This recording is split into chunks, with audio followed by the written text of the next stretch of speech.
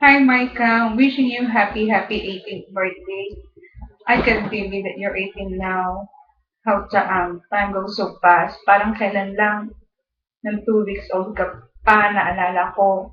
Pagkagaling ko sa trabaho, bubuksan ko yung pintuan, sisilipin kita sa kribot, natutulog ka. Tapos nag-smile ka sa akin. Yung smile na tipong wala akong gagawing magaling paglaki mo. No, joke lang, Ate Micah. Seriously, but yung smile mo na yun, isa yun sa mga naging dahilan kung bakit ka naging paborito ko, kung bakit ka naging spoiled sa akin.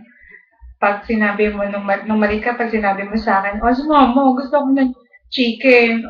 Or sasabihin, bibili ko kagad sa'yo, no? Kaya, oh, mo, punta tayong Jollibee. Gusto ko chicken joy. Punta tayo ng Jollibee, kahit minsan kulang yung pera ko. Itatakas kita kay Imoy. Sorry mo ya, pero alam mong mas malakas si ate kang sa akin. Sorry talaga, Moy. Alam ko matatapos mo yung studies mo with flying colors.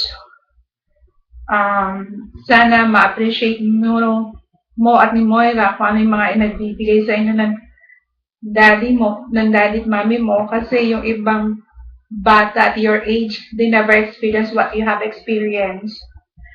Learn to be thankful, whatever it, kung ano man yung meron kayo ngayon. Just make sure pagka-graduate mo sa college, get the job as soon as possible. So you can pay me back, Ate Kang. It's long overdue, seriously, Ate Kang. Joke lang. Once again, happy 18th birthday.